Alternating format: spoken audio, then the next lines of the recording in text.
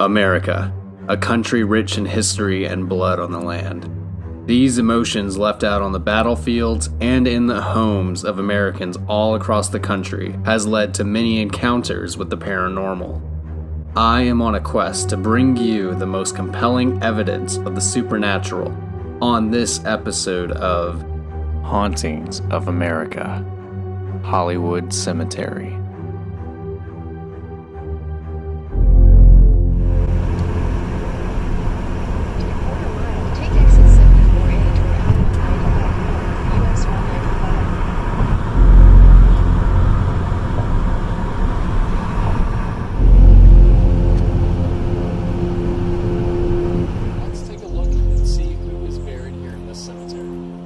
Monroe and John Tyler. Also, you have the president of the CSA, Jefferson Davis. Hollywood Cemetery was designed as a garden cemetery in 1847. The architect of the cemetery wanted trees left untouched so that Richmonders could escape the hustle and bustle of the city. The first person was laid to rest in 1849, and people can still be buried here. Today, I want to see if we can communicate with some of its inhabitants. Let's see who this is.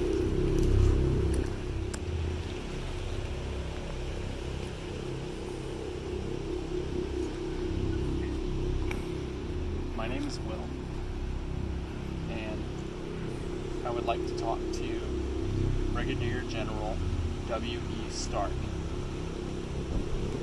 You died in Sharpsburg in 1862. It is now the year 2020. My name is Will, and I would like to talk to you. Talk to anyone that's here. What I have right here is a voice recorder. With that, you'll be able to talk into it, and we can hear you. Let me know that you're here.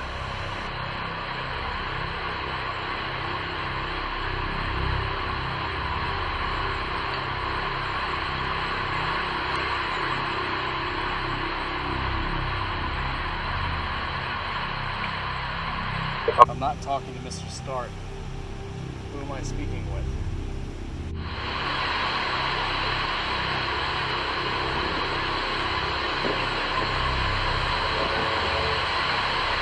Are you a man? Are you a woman? I wonder how they were related. This one was probably the father. Looks like, yeah, this is the son here. Yeah, this one was born 1814. This one right here was born 1843. That was Edwin. They both died the same year. Probably both died in Sharpsburg. What regiment or what company were you with?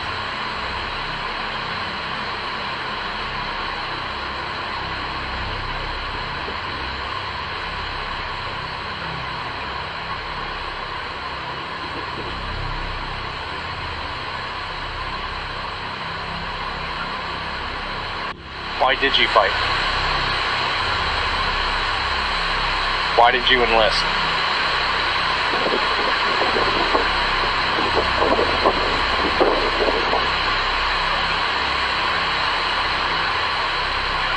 Thank you so much for your time. Before we leave, is there anything that you want to say?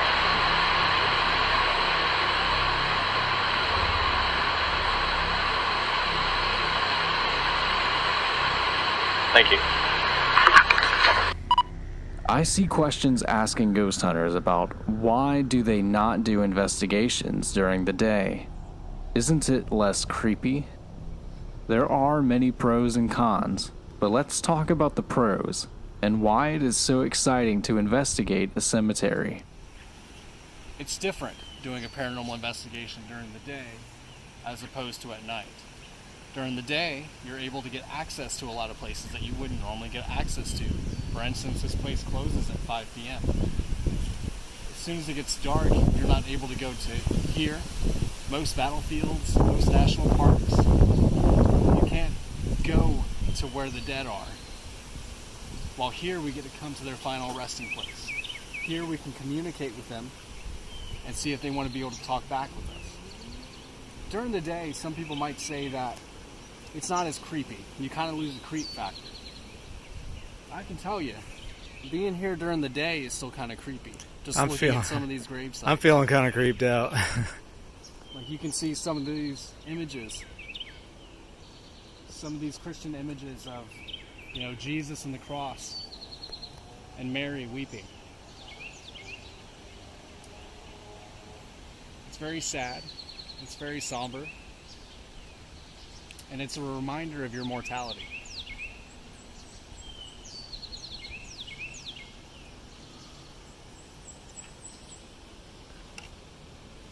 So going back to filming and doing EVP sessions during the day,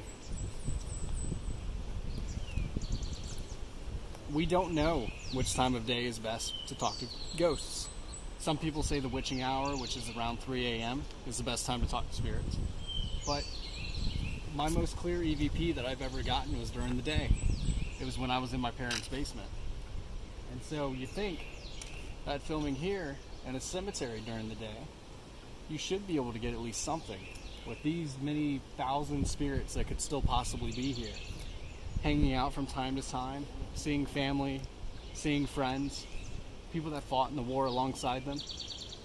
Here you have Confederate soldiers from the 1860s, you have people from the 1840s, and you have people from the 50s up until today still buried here. So many generations of spirits being able to intermingle with one another. And it would be pretty neat to be able to capture some of them talking to each other. To be able to get someone from the Civil War talking to someone that just passed away in 2015. And it's pretty interesting to see graves like these right over here that are so old you can't even see the writing on it. And then immediately having other graves that are brand new.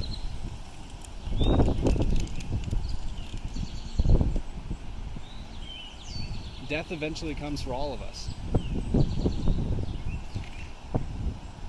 And it's all about how you live your life, how you spend it. Doesn't matter how old you are, how young you are, eventually this is where you go.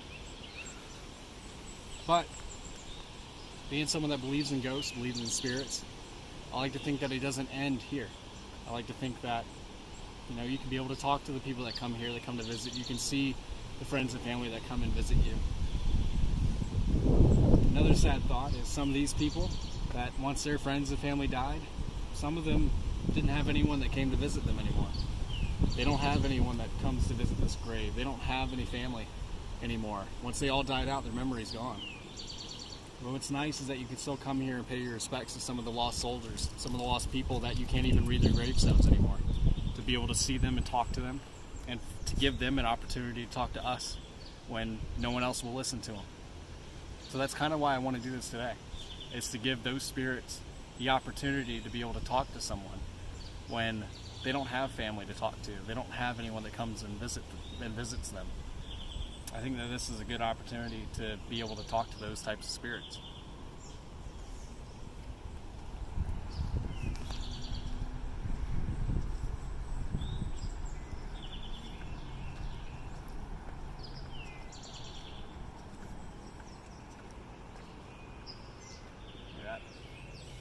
Lee Robinson, a Christian, a scholar, a Confederate soldier, a great soul ripe for the immortal day. Born in 1840 and died in 1922.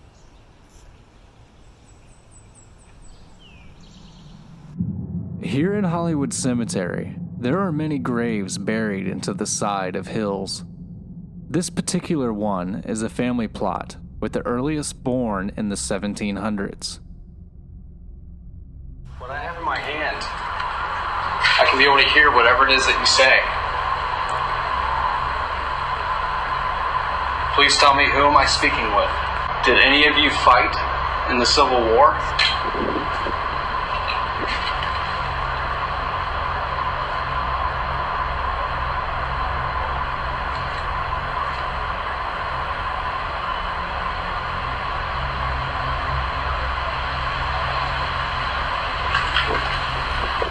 Did you fight for the Confederacy?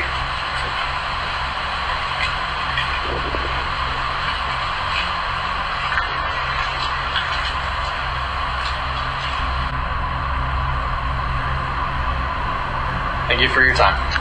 2 minutes.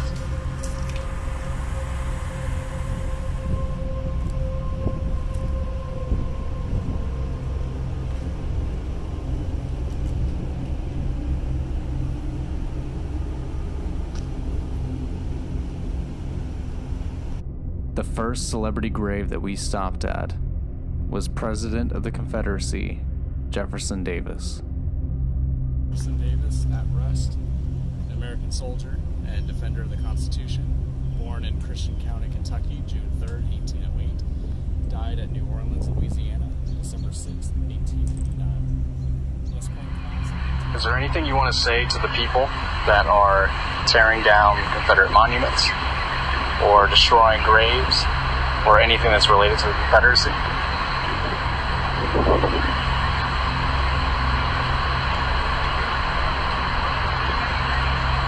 Why were you in prison at Fort Monroe?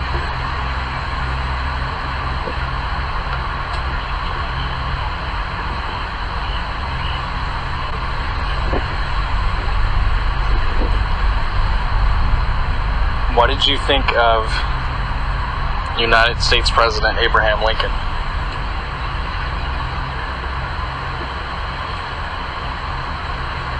You were alive when he was shot. How did you hear of the news?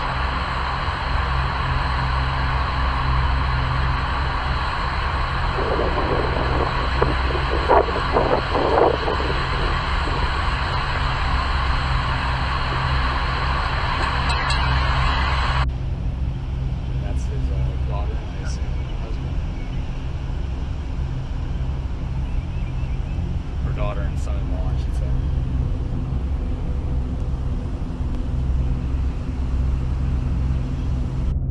Next, we made our way to the resting place of 10th President of the United States, John Tyler. President Tyler, my name is Will, and I would like to ask you a few questions if you don't mind.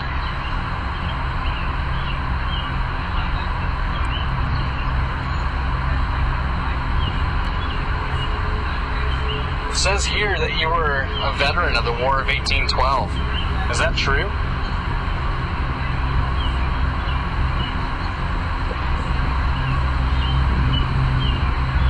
If it is, thank you for your service. And thank you for serving the United States. If given the chance, it says here that you were born in Virginia in 1790 and you died in Virginia in 1862. Did you favor the South seceding during the war? Or were you more for the United States government?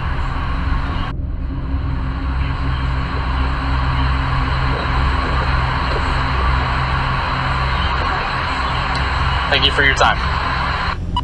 Here we are at the grave of James Monroe. He was born in Westmoreland County, 28th of April, 1758, and he died in the city of New York on the 4th of July in 1831. Mr. President, I would like to ask you a few questions. My name is Will, and this is Daniel. The year is 2020, and you were in Richmond, Virginia. And I would like to know, if given the chance, what would you have done differently with your presidency?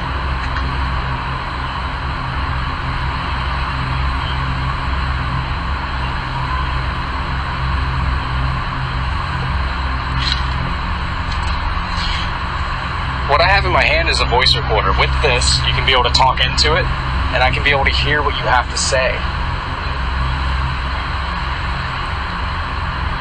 So you can speak into it, and you can talk to the people of present day.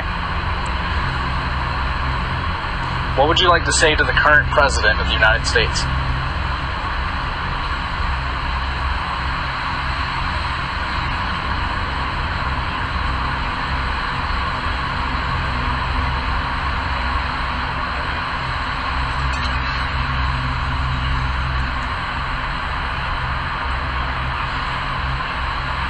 I see that you died in 1831. 30 years later, the Civil War broke out between the North and the South. Given the opportunity, would you have stayed with the federal government, the United States of America, or would you have seceded with the South and been a Confederate?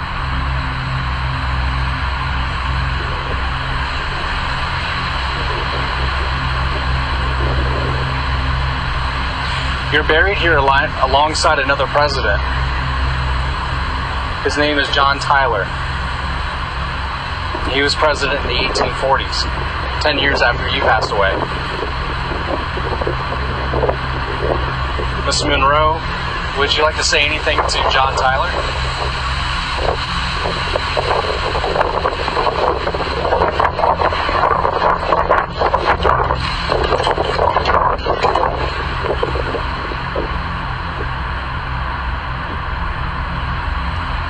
Before I leave, is there anything that you would like to say?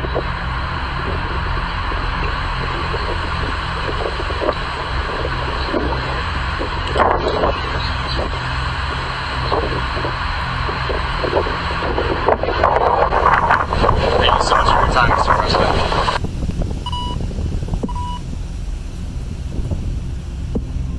Let's take a look at the possible EVPs I captured at Hollywood Cemetery. This first one sounds like it has a faint female voice. Let me know if you hear it. Let me know that you're here.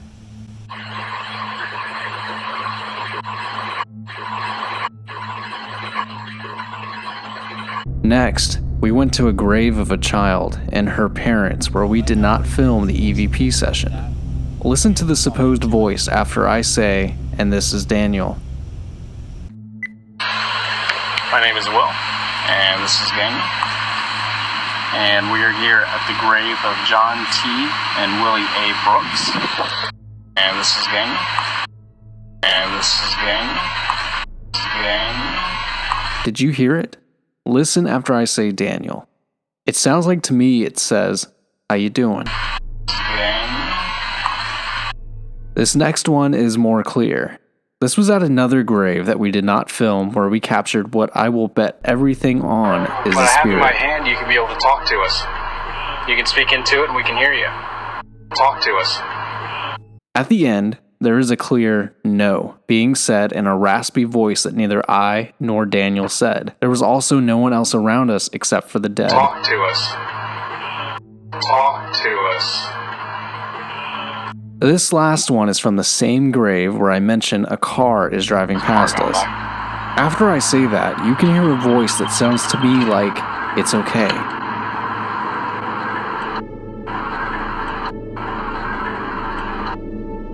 Thank you so much for watching. Subscribe if you haven't already, and comment down below your thoughts on these EVPs.